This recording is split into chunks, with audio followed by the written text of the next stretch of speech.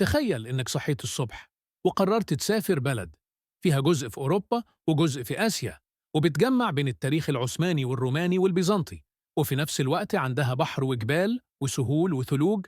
أهلا بيكم. النهاردة رحلتنا لدولة تركيا، واحدة من أكثر الدول اللي بتقدم تجربة سياحية متكاملة. مدينة عالمية زي إسطنبول، ومناظر طبيعية في البحر الأسود، ومدن أثرية على بحر إيجه، ومنطاد بيطير فوق كابادوكيا. في الفيديو ده هقولك باختصار: تركيا مساحتها قد إيه؟ طبيعتها عاملة إزاي؟ تاريخها إيه؟ سكانها وأعراقها؟ وبعدها ندخل في الأهم: أحسن مدن تروحها وليه؟ ومتوسط مصاريف كل مدينة عشان تقدر تخطط صح. تركيا مساحتها تقريبا حوالي 783 ألف كيلومتر مربع، وده يخليها من الدول الكبيرة نسبيا في المنطقة. تركيا عندها ميزة جغرافية خطيرة، هي حرفيا جسر بين قارتين. الجزء الأوروبي اسمه تراقيا الشرقية، والجزء الأكبر في آسيا اسمه الأناضول. تركيا محاطة ببحار من 3 جهات: البحر الأسود شمالا، بحر إيجه غربا، البحر المتوسط جنوبا، وعندها مضايق مهمة جدا: البوسفور والدردنيل. دول اللي بيخلوا إسطنبول تتحكم في طريق بحري استراتيجي يربط البحر الأسود بالمتوسط. تركيا كمان حدودها البرية كتير: اليونان، بلغاريا، جورجيا، أرمينيا، أذربيجان، إيران، العراق، سوريا. تركيا مش بلد طبيعة واحدة، دي 7 أقاليم كبيرة، وكل إقليم له طابع. منطقة مرمرة فيها إسطنبول وبورصة، اقتصاد وسياحة. بحر إيجه، إزمير، بودروم، شواطئ وقرى يونانية الطابع. البحر المتوسط، أنطاليا، ريفييرا سياحية وفنادق. وسط الأناضول، أنقرة وكابادوكيا، هضاب ومساحات واسعة. البحر الأسود، طرابزون وريزا، غابات ومطر وشلالات. شرق الأناضول، جبال وثلوج وبحيرات.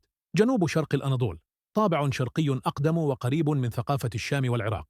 البلد فيها جبال قوية زي جبال طوروس جنوبا، وفيها أنهار مهمة زي دجلة والفرات اللي أصلهم من الأراضي التركية. تركيا تاريخها عامل زي كتاب طويل. زمان جدا كانت أراضيها موطن حضارات زي الحيثيين والإغريق. بعد كده كانت جزء مهم من الإمبراطورية الرومانية والبيزنطية، ومدينة القسطنطينية كانت عاصمة. سنة 1453 حصل الحدث الأشهر: السلطان محمد الفاتح فتح القسطنطينية وبغت اسطنبول، وبكده دخلت في عصر الدولة العثمانية. الدولة العثمانية حكمت قرون وكانت قوة عالمية. بعد الحرب العالمية الأولى انهارت الدولة العثمانية. سنة 1923 تأسست الجمهورية التركية الحديثة بقيادة مصطفى كمال أتاتورك. النتيجة: تركيا النهاردة خليط بين طابع شرقي إسلامي وتحديث مؤسسات دولة حديثة على الطراز الأوروبي. سكان تركيا في 2025 حوالي 86 مليون نسمة تقريبا، والتقديرات بتقارب 86 إلى 88 مليون حسب المصدر وطريقة القياس. اللغة الرسمية التركية. أما الأعراق، أغلبية السكان أتراك، وأكبر أقلية هي الأكراد، وفيه مجموعات أخرى بنسب أقل مثل العرب، الأرمن، الشركس، اللاز وغيرهم. النسب الدقيقة بتختلف لأن الإحصاءات الرسمية غالباً لا تسجل العرق بشكل مباشر، لكن تقديرات دولية بتضع الأتراك ما بين 70 إلى 75%، والأكراد ما بين 12 إلى 20% تقريباً. هنا بقى الزتونة: المدن. أنا هقسمها 6 محطات سياحية أساسية: إسطنبول، بورصة كابادوكيا، أنطاليا إزمير، وألاتشاتي طرابزون، ومرتفعات أوزنغول. وفي الآخر هديك فكرة سريعة عن بودروم كمكان إضافي. ليه تزورها؟ لأنها مدينة عالمية فعلا. هتشوفوا فيها 3 عصور تاريخية في شارع واحد. أهم الحاجات: آيا صوفيا، الجامع الأزرق، قصر توبكابي، البازار الكبير، برج جلاتا، رحلة مضيق البوسفور، شارع الاستقلال، وتقسيم متوسط الأسعار في إسطنبول يوميا للفرد. مواصلات داخلية: كارت ومترو بوادون ترام 120 إلى 250 ليرة. أكلات اقتصادية: 150 إلى 300 ليرة. مطعم متوسط 350 إلى 700 ليرة. قهوة، حلويات 120 إلى 250 ليرة. فندق اقتصادي 1200 إلى 2500 ليرة. ليلة فندق متوسط 2500 إلى 5000 ليرة. ليلة مزارات تذاكر متوسط يومي 300 إلى 900 ليرة ميزانية يوم كامل متوسط اقتصادي. 2000 إلى 3500 ليرة متوسط. 3500 إلى 6500 ليرة أعلى. 7000 ليرة أو أكثر. نصيحة: إسطنبول لازم لها على الأقل 4 أيام لو عايز تزورها براحة. ليه تزورها؟ بورصة قريبة جدا من إسطنبول وبتديك إحساس تركيا الكلاسيكية، أسواق وجبال وتلفريك وثلج وشتاء. أهم الحاجات: جبل أولوداغ، التلفريك، الأسواق القديمة، الحمامات التركية. متوسط الأسعار في بورصة يومياً: مواصلات 80 إلى 180 ليرة، أكلة اقتصادية 120 إلى 250 ليرة، فندق اقتصادي 900 إلى 1800 ليرة، فندق متوسط 1800 إلى 3500 ليرة، نشاط جبل تلفريك 250 إلى 700 ليرة. ميزانية يوم كامل اقتصادي 1600 إلى 1800 ليرة، متوسط 2800 إلى 5000 ليرة. المكان اللي كأنه من كوكب تاني، ليه تزورها؟ لأنها واحدة من أغرب وأجمل المناطق الطبيعية في العالم. صخور بركانية متشكلة وكهوف ومدن تحت الأرض، وأشهر حاجة بالون الهواء الساخن.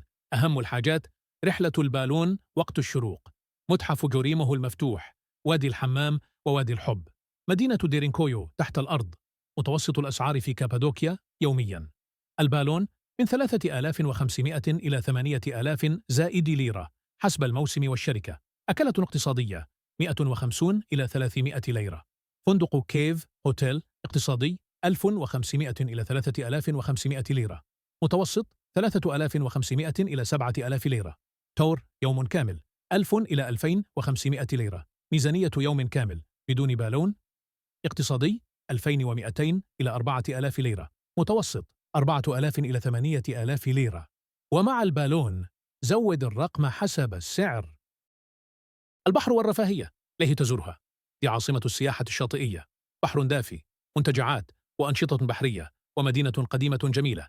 أهم الحاجات: كالايتسي المدينة القديمة، شلالات دودين، رحلات بحرية، شواطئ كونيالتي ولارا. الأسعار في أنطاليا يومياً: أكلة اقتصادية 140 إلى 300 ليرة، مطعم متوسط 350 إلى 800 ليرة، فندق اقتصادي 1200 إلى 2800 ليرة، فندق متوسط 2800 إلى 6000 ليرة، منتجعة All Inclusive 6000 إلى 15000 زائد ليرة أنشطة بحرية 500 إلى 2000 ليرة. مصادر السياحة بتؤكد إن تركيا عامة فيها نطاق واسع للأسعار حسب نوع الإقامة، من هوستل 10 إلى 20 دولارا لليلة، وحتى ريزورت 150 إلى 400 دولار وأكثر حسب الموسم.